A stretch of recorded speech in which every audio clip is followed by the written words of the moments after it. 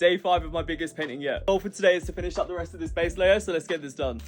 Let me tell you, I was so locked in last night. I think because I knew how close I was to finishing off this base layer, my mind was just kind of like full speed ahead, let's get this done. I get asked a lot about how I draw and paint hair, and the biggest tip that I can give you is to just start with the basic shapes of the hair. So throughout all of this, I don't paint any single strands of hair. This is all just the clumps and the shapes that the hairs make up. Adding those fine single hair strands will be like one of the last things that I do on this. The only time I don't do this is with the eyebrows and, well, this time as well, my mustache, because it's so in focus that you actually can see those individual hairs. So what I do is I'll just paint the skin tone underneath and then I'll add the hairs on top. While I was painting, I decided to throw on The Last Voyage of the Demeter, and I don't know if you've watched it, but it's basically another take on Dracula. It basically is just a group of people that sail across the ocean, and then in the cargo hold in one of like the boxes is Dracula, and each night he takes them out one by one. Was it the best take on Dracula I've ever seen? No, absolutely not. Was it the worst? Also no. I think it was a really good idea, just maybe wasn't executed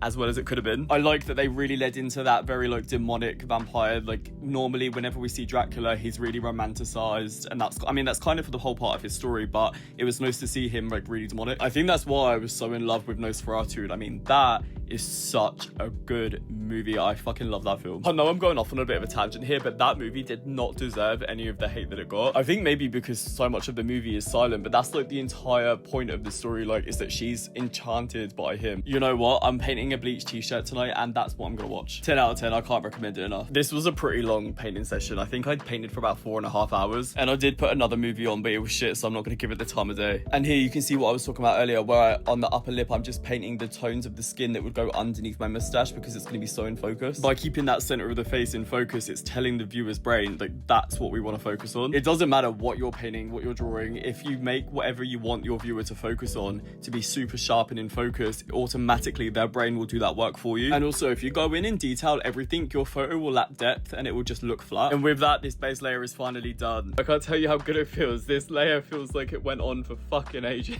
5 days. 5 days that base layer took. Blocking in stage is the most boring part of the process for me. I've spent 20 hours on this piece so far, and I don't even want to begin to imagine how many hours we still have left. If I had to predict, I reckon I've still got another 100 hours. I mean, I know that sounds crazy, but I think the Lady Gaga piece took 67 hours, and that's almost half the size of this. I'm not sure when I'm gonna be able to start going into those details, just because I do need to let this dry down a bit first. But in the meantime, I am doing some really cool stuff. Tomorrow, I am painting a custom Bleach t-shirt. It is a commission, and I'm super excited to film that for you guys. Let's go back to the Halloween paintings, and I'm gonna start a new painting, which is actually gonna be a gift for someone. Now I'm gonna go eat because it's 12:30. I haven't eaten, and I'll see you in the next one.